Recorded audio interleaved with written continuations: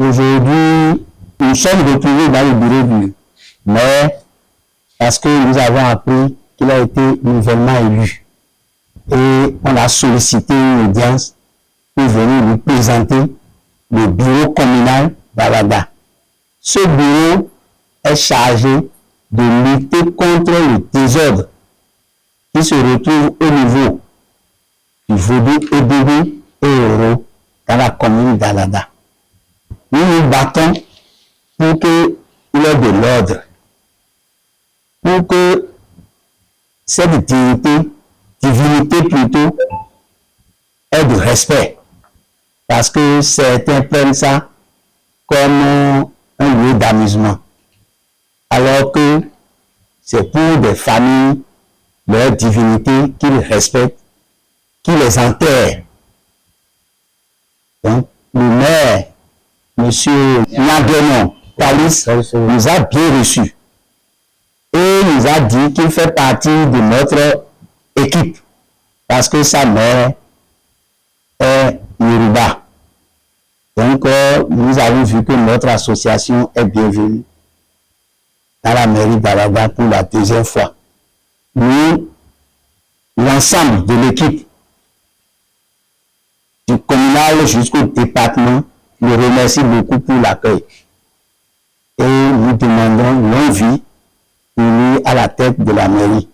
Que cette décision soit des décisions qui profitent à toute la population. Mais il nous a bien accueillis. Il a été plus gentil que le mot.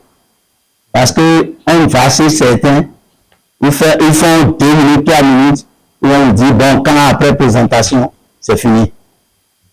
Mais on a presque fait plus d'1 heure avec lui.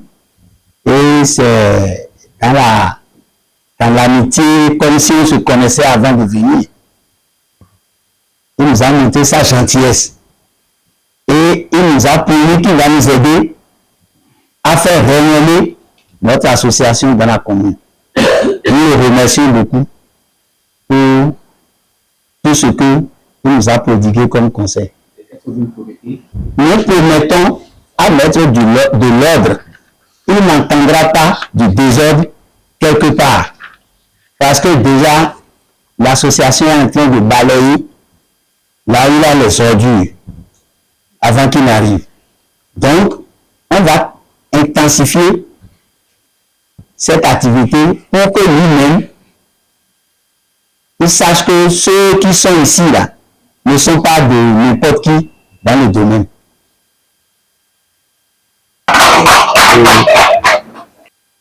Hey Paulisha.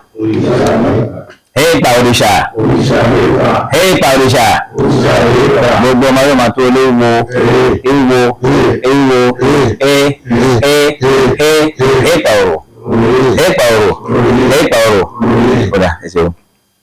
Èmi tí mo wà níwájú ọ̀gá ìlú Alada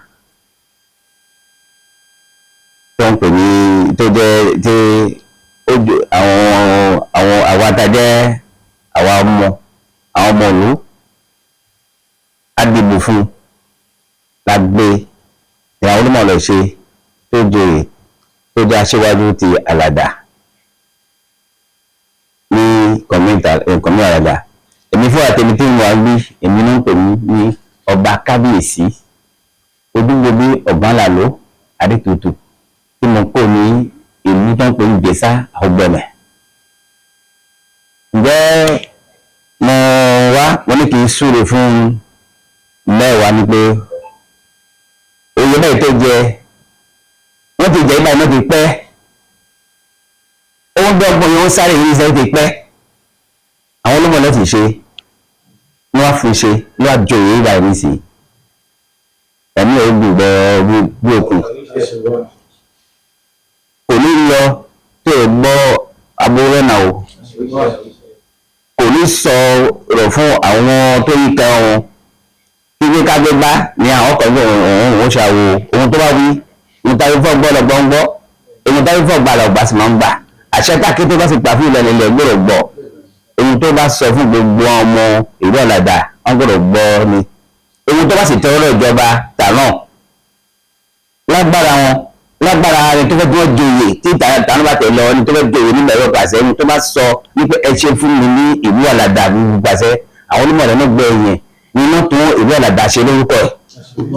ìtorí eré tó ń sá ẹ bá dé fìyí òun ló dè wá lọ ní ènìyàn àgbègbè dánwò yàrá sí wọn tààrà ti hẹ̀mí tẹ́lẹ̀ ní iṣẹ́ ayé ni ó lọ sẹ́yìn díẹ̀ ó ní àgbò tó fà sẹ́yìn kí ni búbọ̀ ó lọ gba agbára wa ǹjẹ́ ó lọ nígbà tó lọ sẹ́yìn nísinsẹ́ ó mú agbára wa agbára tó mú kò ní jẹ́ agbára ṣe ṣe asán o agbára ẹni kò jẹ́ agbára asán agbára yìí agbára ọlá agbára ẹ̀mí gígùn òun ló mú wa eré ẹ̀sẹ̀ ló mú ìlú náà ogun òní wọ ìlú báyìí o ó ń jagun lọ́tún ó ń jagun lọ́sì kò ní wọ kò ní wọ ìlú yìí àwọn ọmọ àwọn olóòṣà lọ́tún lọ́sì ebi olóòdì kan ò ní wọ àríwá o ọba dé bàbá ní ó tó ni ọba ní ó tó ni ǹjẹ́ àwa tàbí àwọn eléégún gẹ́gẹ́ eléégún ológun ló ṣe àṣà àti ìṣẹ̀ṣe kí ló ń sọ bẹ́ẹ̀ kí ló ń pè lóko ológun ló ṣe tí a bá rí orógbó a lè wúri fún òòṣà ǹjẹ́ orógbó náà a sì tí a bá mú ọ̀bẹ a lè la orógbó ǹjẹ́ ọ̀bẹ náà ẹni tó bá mú ọ̀bẹ lórí orógbó òun fẹ́ là wá ọ̀bẹ a sì fẹ́ rí ikú ọ̀bẹ a sì fẹ́ rí ikú burúkú kan ò níwà rí wa o ohun tí a wá rí fún òòṣà ni òòṣà wa gbọ́ àjíǹde wọn máa jẹ́ fún wa ẹ̀mí gbogbo wọn máa jẹ́ fún gbogbo wa àṣeyíṣẹ́ mi ni wọn máa jẹ́ fún wa o ebi kíbi tá a bá dé tàbá yí lọ báyìí sẹ́ àgbà agbára fi wọlé ni ìgbẹ́ mẹ́wàá sẹ́ àti ọ̀pọ̀lọpọ̀ ọmọdé kó kú ìfẹ́ ó gbà wá gẹ́gẹ́ bí tẹ̀gbọ́n tàbúrò ó gbà wá bí tẹ̀gbọ́n tàbúrò gẹ́gẹ́ bí akíwakọ̀ tẹ́wọ́ ti fẹ́ ni ẹ máa ṣe ń rò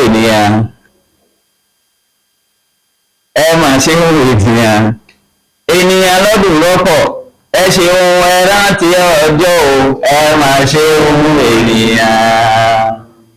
Ẹ máa ṣe ohun ènìyàn lóògùn rọ̀pọ̀ ẹ ṣeun ẹ rántí ọjọ́ ẹ ṣeun. Ìgbégbénu mẹ́ẹ̀ mo náà lọ ìgbégbénu ṣoṣo mo lọ yẹnlẹ́rẹ́ nìkọ̀tọ̀ fi ìrẹ̀nà yọ̀ọ̀dọ̀ ìyẹn nìkọ̀tọ̀ bí pàtàkì gbẹ̀tà rí òmìkádà gbẹ̀tà rẹ̀ ni ó pé tó owó wáyé pẹ̀lú ló kan lọ́fọ̀ ẹ̀ òun yẹn lè fi ọ̀rẹ́ ọba kábíyèsí ojúmọbí kánàló adétutù pọ́ndọ̀ gbèsà àkógbẹ́rẹ́dà wọnọ́sùn pẹ̀lú ọ̀rẹ́ ọ̀kútọ́ ooo ìfojú ìyálóde ẹ̀yọ ènìyàn mi bẹ̀rẹ̀ ìfojú ayọ̀ ìfojú bìí sí àṣọ ẹ̀mí dẹ̀mí náà wá ẹ̀mí ìfojú bí àṣọ kẹwàá rẹ̀ mẹ́lẹ̀ kútọ́ ńlẹ́yọ yìí bẹ̀rẹ̀ fìdí wọn mọ̀ mẹ́lẹ̀ fìdí wọn mọ̀ jẹ́ ìgálẹ́lọ́wọ́ yìí bẹ̀rẹ̀ bí ìyàwó tí a sì rẹ̀ ìyàlẹ́ mọ́ ẹ̀ náà dọ́kọ̀ èpo ní kọ̀mí bí bẹ̀rẹ̀ kútọ́ ní ẹ̀rọ ní ẹ̀yọ wọ́n lè ní débẹ̀ lè fi gbọ́n wálé bì náà nẹ̀ bọ̀ orúkọ sàmì ọkọ̀ sí náà dì bọ̀ mẹ́lẹ́ náà dọ́nù nílẹ̀ mìíràn sọ̀rọ̀ tó dàjọ́ náà ẹ̀rọ ní ìdán ká fún dàjọ́ wa ìyẹ́sọ́ náà dọ́nù mi kútọ́ bí tọ́tọ́ ìdọ́dọ̀ ìrìnàjò dákẹ́ náà níbẹ̀ kẹ́kẹ́ fún wa ní ilé wa lè pẹ́ẹ́wẹ́ gbogbo ọ̀sán ìtẹ́gbogbo ọ̀fẹ́ ìtẹ́gbogbo tọ̀ náà lẹ́yọ ó lákè ìdí ọjọ́ ká lera gbọ́n tòde múlọ́kẹ́ àjọgbẹ́ta múlọ́kẹ́ mẹ́rin máa bá ẹlẹ́bìn náà jẹ bẹ́ẹ̀ nítorí kú tó ń kú ẹlẹ́mìí ẹ̀ amọ́dẹ̀mìká mọ̀ mẹ́rin gbèjì lẹ́mìí mú ọ̀bọ̀ mi èyí tọ́jú lẹ́mìí ha mi gbé ọ nígbà ní àṣùpù ní ọ̀bọ̀rẹ̀ ní fọláfò ẹ̀rọ tó wá ó dé lé náà gbé ẹ máa ń ná mi alọ́gbọ́ mẹ́rin náà mi alọ́gbọ́ tẹ́kàwẹ̀ alọ́gbọ́ ìlú mẹ́rin náà mi wọ́n gbélé ní ìlú jẹ́ fi tókòtò lóyún bẹ́ẹ̀ lórí pòrò ògbónú ẹ̀rọ àwọn ìgbélé òun nínú mẹ́rin dálẹ̀ mi lórí àwọn pònà òun ní ìgbélé pònà fún ló pònà ní ìdókòtò tọ́lọ́mọ pònà lẹ́ọ̀ ìná sísè lọ́dì ìbáka pònà lẹ́ọ̀ àwọn akọ̀tòkòtò yìí kẹ́kẹ́ káàbọ̀ gbọ́n pé nígbà títí máa jẹ tẹ́lẹ̀ fún wọn gbọ́n bí wọ́n gbé ọmọ ẹ̀dọ̀ ní ìgbé ìbọn wà sọ́ àlọ́ tó na fa tó ọ̀ká fa wọn mọ́ lọ tó àgàgbọ́ àdè kẹ́dàgbẹ́ ni nǹkan mẹsẹrẹ tán níbẹ̀ ní títì gbọdọ̀ bẹ̀sẹ̀ gbèdé wọn ló tán zàmú bọ̀ hóhóhó ilé ọ lè ṣe ìfúnni bọ̀ níbẹ̀ ní àwọn àhó mẹ́gbẹ̀mí ní má sún kúmọ́dó wọn lẹ́ka ńlá náà lọ́gọ́ ọ̀nà nílò ní kẹ́kẹ́ bẹ́ẹ̀ ní ìjọ kárí mọ̀ fún yẹn náà ní mẹ́rin náà gbàdọ̀ ní lẹ́kọ́ ní ọmọkùnrin ní lọ́dà náà níbọ̀ yàrá tó bẹ̀rẹ̀ ní ìyẹn tó máa dọ́dọ̀ hódò fínni ko da ko sai do no ko da ko na la go mo ko na dan mo ni mo tun da ti mo do de fi e mo ko da ko e mo ni le ko mo da ni ko wo mo to na fa gba ho e ka fa la to ga ga mo amen bon beta di ni fa fi de di yo beta di le département mais dépa no no beta na ni fi yo e yo olugbo lo se àṣà ìgbà wáṣẹ̀ àwọn onímọ̀ ìtẹ́lẹ̀ ìdìbò tó dọ̀mọ́ nínú àsọkéde rẹ̀ ọ́ ológbó ló ṣe ọ́ ẹ̀rọ àhòwé ẹ̀rọ ẹgbẹ́ ìdìbò ológbó